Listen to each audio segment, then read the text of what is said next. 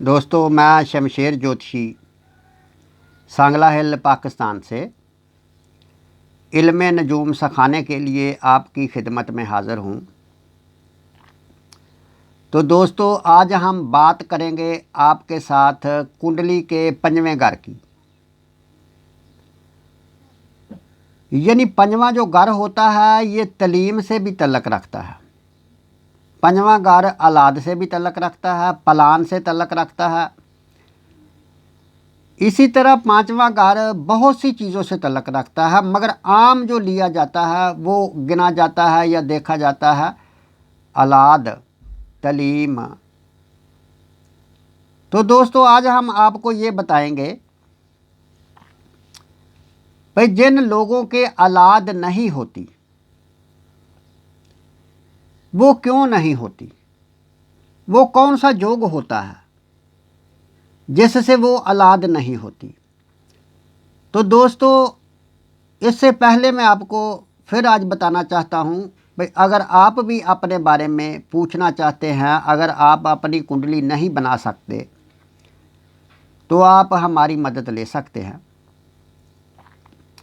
अगर आप भी अपने बारे में पूछना चाहते हैं तो ये जो नीचे दिया गया नंबर है इस पर आप कॉल कर सकते हैं और कॉल करके पूछ सकते हैं। और इसी तरह हमारा एक चैनल यूट्यूब पर और फेसबुक पर भी है। उधर हम ऑनलाइन प्रोग्राम भी करते हैं, लाइव प्रोग्राम भी करते हैं, उधर से भी आप पूछ सकते हैं। और फेसबुक पर हम जो प्रोग्राम करते हैं वो उसमें बिल्कुल फ्री बताया जाता है। तो दोस्तों, आज हम कुंडली के पंजवें घर की आपके साथ बात करने वाले हैं। तो चलो आज कुंडली दिखाते हैं आपको।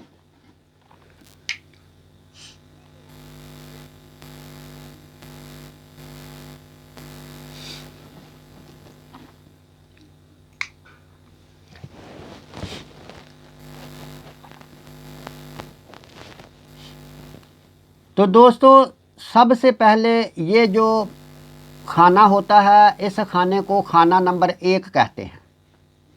मैंने आगे भी बताया है मगर फिर मैं आज आपको बताने वाला हूँ। ये जो पहला घर होता है ये यहाँ होता है। जब भी कुंडली बनाई जाती है इस घर में 9 लिखा हो, 8 लिखा हो, 6 लिखा हो, कुछ भी लिखा हो, मगर इसको पहला घर ही माना जाता है। यानी ये पहला घर जो होता है जिसकी भी कुंडली होती है वो उसकी ज़ात से तल्लक रखता है, उसकी रूह से तल्लक रखता है। वो इंसान दिखने में कैसा लगेगा, यानी सारी जो उसके अंदर की क्वालिटी होती है ये खाना नंबर 1 से देखी जाती है। खाना नंबर 2 जो होता है ये इंसान का रुपया पैसा होता है, इंसान का ख़ानदान होता है। खाना नंबर 3 जो होता है ये बहन भाई, छोटे बहन भाइयों का घर होता है और इससे मेहनत मजदूरी हमसाए रिश्तेदार देखे जाते हैं। खाना नंबर 4 जो होता है, खाना नंबर 4 वालदा का घर होता है। प्रॉपर्टी, ज़मीन, मकान, गाड़ी वगैरह से तल्लक रखता है। तो ये आ जाता है खाना नंबर 5।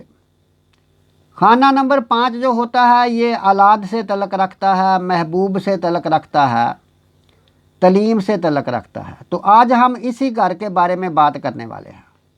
ये कुंडली का पंजवां घर है। ये जो कुंडली का पंजवां घर है इसके सियारे को देखना है आपने। तो ये जो कुंडली का पंजवां घर है इसका सियारा कहाँ पड़ा हुआ है। अगर दोस्तों कुंडली के पंजवें घर का मालक कुंडली के 6वें घर में, ये 6वां घर है, 8वें घर में या कुंडली के 12वें घर में पड़ा हो तो ये जो 6वां घर, 8वां घर और 12वां घर होते हैं ये मारक घर होते हैं। यानी जो भी सियारा इन घरों में चला जाता है वो मारक हो जाता है, वो नुकसान देने पर एग्री हो जाता है, उसका रिज़ल्ट जो होता है वो पूरा नहीं मिलता, वो बिल्कुल लूज़ हो जाता है। तो सबसे पहले हमने ये देखना है भाई कोई भी किसी भी घर का मालिक हो वो कुंडली के 6ठे घर में, या कुंडली के 8वें घर में या कुंडली के 12वें घर में तो नहीं पड़ा हुआ, या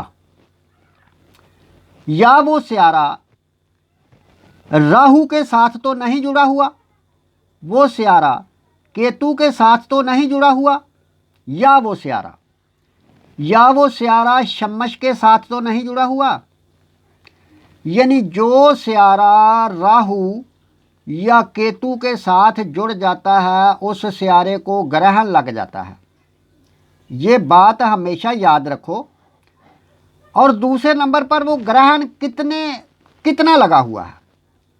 यानी जो भी सियारा केतु या राहु के साथ 5 दर्जे के अंदर होगा तो फिर तो वो ग्रहण का पूरा असर होगा उसके ऊपर। अगर वो 5 दर्जे से बाहर है तो फिर उस खाने में तो है, फिर वो उसके ऊपर ग्रहण का असर कम होगा। यानी वो नहुसत तो होगी थोड़ी बहुती, मगर वो ज़्यादा असर नहीं डालेगा। तो इसी तरह जो सियारा भी शमश के साथ लग जाता है, जुड़ जाता है और शमश के साथ 5 दर्जे के अंदर होता है तो वो सियारा जो होता है वो सियारा गरूब हो जाता है। वो भी इसी तरह अपनी पावर जो है वो खो देता है। तो तीसरे नंबर पर आपने ये देखना है कि कोई भी सियारा वो कितने दर्जे पर है। यानी कोई भी सियारा अगर बहुत अच्छी जगह पर भी बैठा हो, बिलफर जैसे समझ लो कि 5वें घर का मालिक अगर आपने 5वें घर में ही बैठा हो, मगर वो बैठा हो 0 दर्जे का या 1 दर्जे का, तो वो उसका असर नहीं निकलेगा। तो या वो सियारा जो है यानी 27 से लेकर 30 दर्जे के अंदर हो तो फिर भी उसका असर नहीं निकलेगा। यानी पहले तो ये आपको समझना ज़रूरी है कि ये जो हर घर होता है, हर खाना होता है, ये 30 दर्जे का होता है। तो इसी तरह जो भी सियारा 0 से लेकर 6 दर्जे के अंदर होगा वो सियारा अभी बच्चा होगा, उसको समझ नहीं होगी मुझे क्या करना है, यानी वो अपना फ़ायदा नहीं दे सकता। तो इसी तरह जो भी सियारा 27 से लेकर 30 दर्जे के अंदर होगा वो सियारा बूढ़ा हो चुका होगा, वो सियारा भी आपको फ़ायदा नहीं दे सकता या वो सियारा आपको फ़ायदा देने के काबिल नहीं है। तो दोस्तों इस कुंडली में हम आपको ये दिखाना चाहते हैं भाई ये जो 5वें घर का मालिक है, ये 5वें घर का मालिक मरीख है जो कि कुंडली के 10वें घर में पड़ा हुआ है और 11 दर्जे 25 दकीके पर पड़ा हुआ है। उधर केतु जो है ये 15 दर्जे 19 दकीके पर पड़ा हुआ है, यानी 5 दर्जे के अंदर है। जिससे 5वें घर का मालिक जो कि औलाद का कारक है वो जनाब इधर ग्रहण लग गया है उसको, और ग्रहण लगने से यानी वो अपनी पावर अपनी ताकत जो है वो ख़त्म कर दी उसने। यानी वो बच्चा पैदा नहीं होने देगा या इस आदमी के औलाद नहीं होगी। दूसरे नंबर पर मैंने पीछे भी कई वीडियो में आपको बताया है भाई जोहल जो है ये मरीख का दुश्मन भी है, और ये 7वीं नज़र जो है ये जोहल की मरीख के ऊपर भी पड़ रही है। और तीसरे नंबर पर यह है कि ये जो मुश्तरी है इसको वैसे ही औलाद का सियारा माना जाता है, यानी ये कारक है औलाद का। तो अब मुश्तरी जो है ये है तो 6 दर्जे के ऊपर, मगर जिस खाने में केतु है उसी घर में ये है, यानी ये भी इसकी भी पोजीशन जो है ये ठीक नहीं है। अब तीसरा पॉइंट दोस्तों आपने ये देखना है भाई अगर कोई सियारा बिलफर्जी ये मरीख जो है ये केतु के मुंह में आ गया है, केतु ने इसको खा लिया है, तो अब अगर तालिया का मालिक ये जो मुश्तरी है यानी ये जो तालिया है बुर्ज कौस निकला है और इसका मालिक जो है ये मुश्तरी है, और सियारा मुश्तरी इस घर पर कोई अपनी नज़र डाल रहा हो, यानी जैसे कि मुश्तरी इस घर में होता चौथे घर में तो ये भी मुश्तरी का अपना घर है, मगर इधर भी राहु पड़ा हुआ है तो फिर भी बात नहीं बननी थी। यानी किसी और घर से मुश्तरी की पाँचवीं यानी पाँचवीं या सातवीं या नौवीं नज़र उसके ऊपर पड़ती होती तो फिर भी कुछ राहत हो जाती। मगर अब ये देखना है कि अगर मुश्तरी की पंजवीं नज़र पड़ती तो यानी ये 1 2 3 4 5 यानी पाँचवीं नज़र मुश्तरी की अगर इधर से पड़ती तो मुश्तरी खुद ही 6वें घर में होता। अगर 6वें घर में होता तो वो खुद ही मजबूर होता और उसका कोई फ़ायदा ना कर सकता।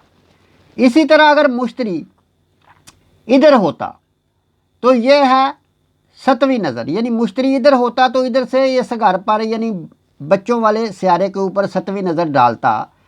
मगर अगर मुश्तरी यहाँ होता तो फिर राहु के साथ होता तो राहु के साथ मुश्तरी भी ग्रहण में होता।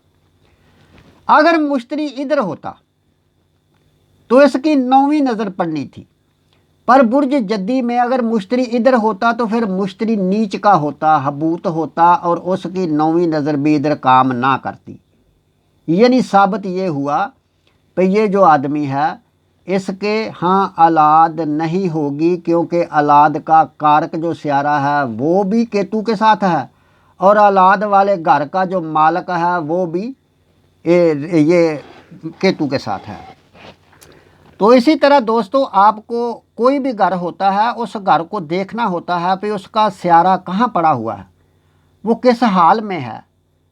तो ये सब जानेंगे तो फिर ही आप अच्छे एस्ट्रोलॉजिस्ट बन सकते हैं, फिर ही आप किसी के बारे में अच्छी पशीन गोई कर सकते हैं।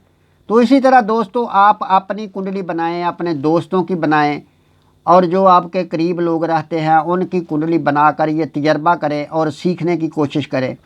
तो इंशाल्लाह हम आपको ज़रूर एस्ट्रोलॉजिस्ट ये सिखाएंगे और आपको ज़रूर ज्योतिषी बना देंगे इंशाल्लाह। तो दोस्तों इसके साथ ही हम इजाज़त चाहते हैं, तो अगली वीडियो लाके फिर हम हाज़िर होंगे। तो इसके साथ ही इजाज़त चाहते हैं। अल्लाह हाफिज़।